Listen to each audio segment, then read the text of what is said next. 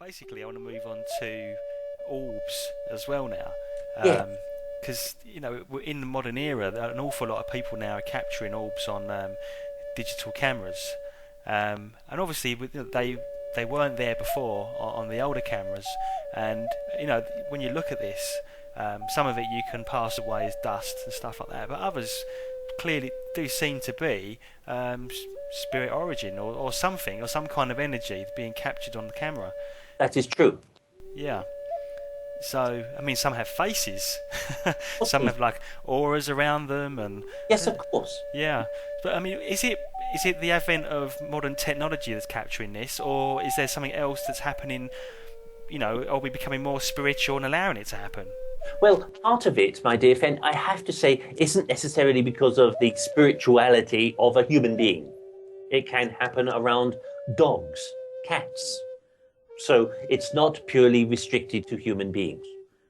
The situation generally tends to be, dear friend, that orbs happen purely and simply because it's an easier way for spirit communication to set up, because it's much easier for a spirit being from our side of life to hold a plasma disc and actually, in a sense, what they do is they illuminate their face within the plasma disc to allow you to see them. It's much easier for them to do that because it's small than for them to show themselves, which takes a great deal of energy. And usually it's energy that comes from the person that they're trying to show themselves to. So, naturally enough, if a situation develops where there are many orbs in a certain situation, perhaps it doesn't necessarily have to be a graveyard or anything so caustic as that. It can be simply a very vibrant place, or it may be some other situation or energy which is enabling that to happen. Maybe a gathering of people that enables it to happen. And purely and simply, what happens is that the spirit energy of those various travelers in the physical side of life enable that to take place of others from our side of life to present themselves in the shape and face of orbs. It's interesting because, is it the technology that's doing this? Is it a spiritual awakening, or is it both? Why is it happening now when it didn't before?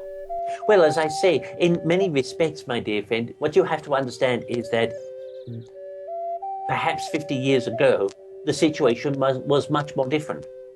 It wasn't the fact that you didn't have digital cameras. What it was that it was actually easier for beings from our side of life to make their presence felt, and not just felt, but seen.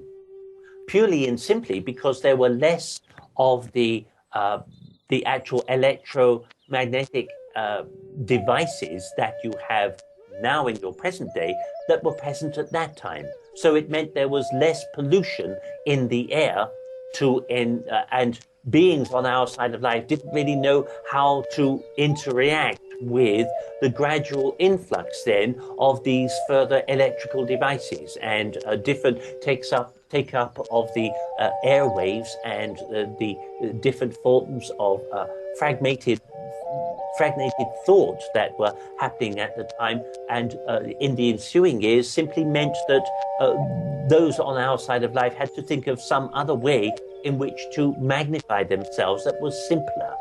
And in this respect, I do not take anything away from the fact that there are many more people who are gathering their spiritual state and their energy in that respect, and that takes nothing away from established religions or their identity or faith or whatever. There are, for some faiths, a continuing progression in the respect of how many people gather to them, but perhaps for not necessarily all the right reasons. The point, however, is, as I say, I take nothing away from religion or their faiths or belief systems. This whole situation, then, it really seems to be that human beings are becoming less impressed with the financial value or ethos that has been driven up to now, and are trying to seek a more spiritual value in nature, which enabling that means that purely and simply because of the atmospherics at work upon the earth at this present time and the deep amount of negativity, that all of these light workers and people are on our side of life, in a sense of our side of the fight of life, in respect of both the ether world and on your side of the physical state. It's like all of these people are coming together and sharing their unique and gifted spirit energy. This can only help for us on our side of life to bring ourselves through and enable this situation to happen. Well, it's truly wonderful. I mean, I've seen a lot of orbs on camera, but I've never really seen one in real life.